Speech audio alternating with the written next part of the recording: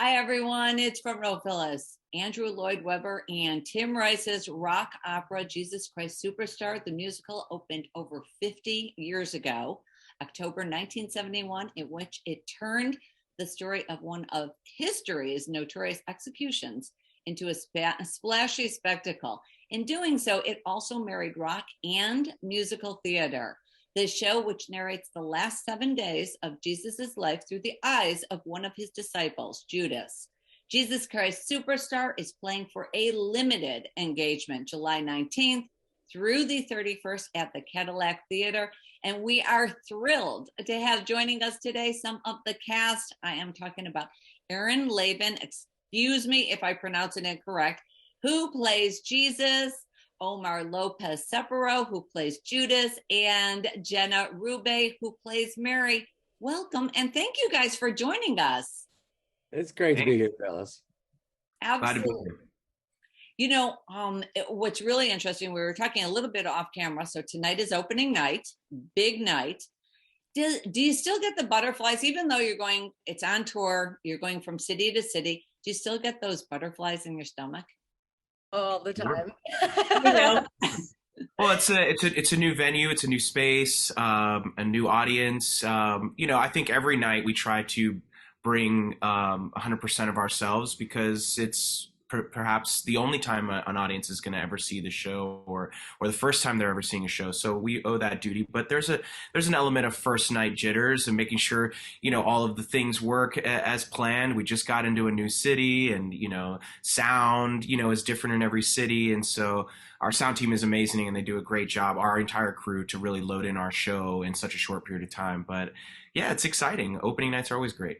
Oh, absolutely. So many of us have seen the production. How does this particular production move the show really into the future while still respecting the past? What do you guys think? I think the core of what they were trying to achieve with the 50th anniversary production is going back to the roots of the original Brown album. So sonically, we're trying to recreate the same sound that you would hear if you're putting the record on.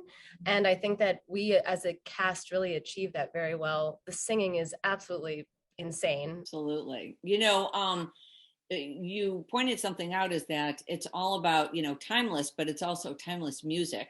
And of course, written by the legends themselves of Andrew Lloyd Webber and Tim Rice. And what do you think, kind of touching on what you said, what do you think makes it so powerful, that music that makes it so powerful that there are literally chills running up and down your spine each time you see it? Well, we've done over 400 performances at this point, and I think that the reason that we get to come back and connect with the audience and connect with each other and connect with the music so much on stage is because of the music, because of the score, because of the lyrics, because of the subject matter. The music itself is so catchy. It's so good. There's a reason why it won a Grammy, for Album of the Year when it came out.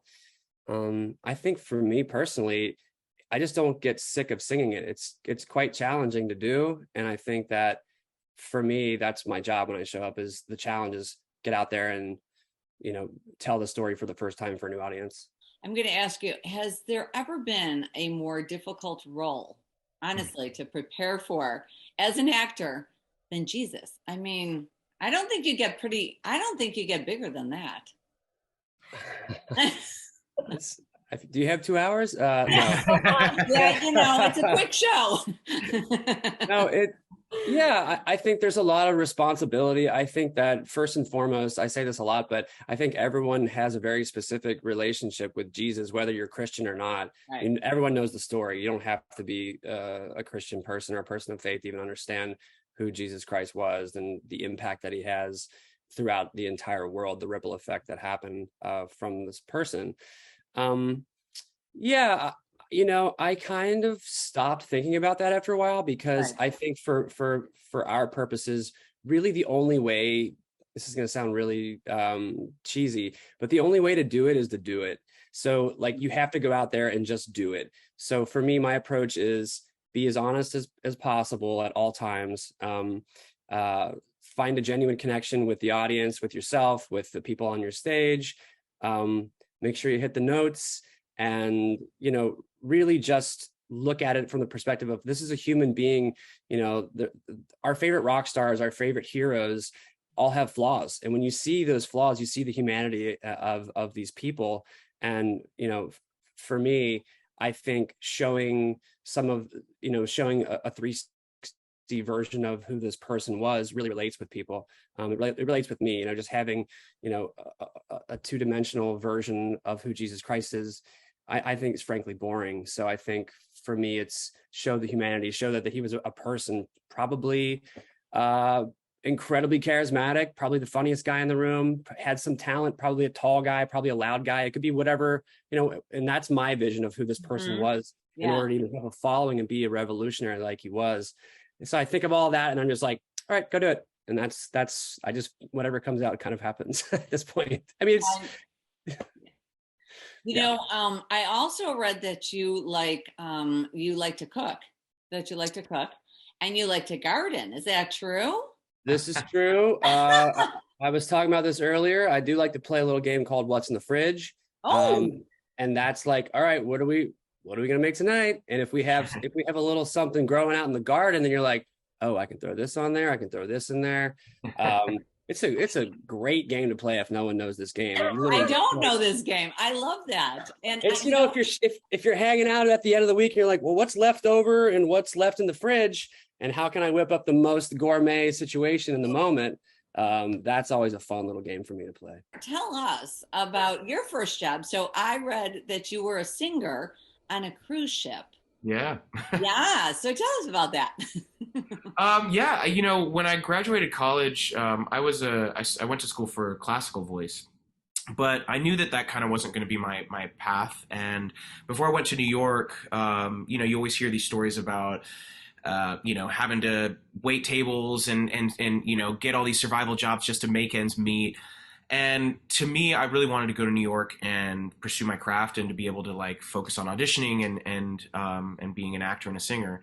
So, singing on a cruise ship afforded me the opportunity to save some money and to, you know, work up on some pop chops and to get an opportunity to sing in front of audiences and then go to New York with a little nest egg to be able to focus on what I wanted to do and not worry about how am I going to pay rent this week. Do you still like ships? Like going on? I do, yeah. You know, I've vacationed on them, and you know, I've toyed with the idea of creating like a guest entertainer, you know, show that I could, you know, pop in and out from time to time, and be able to showcase some of the work that I've done throughout my career.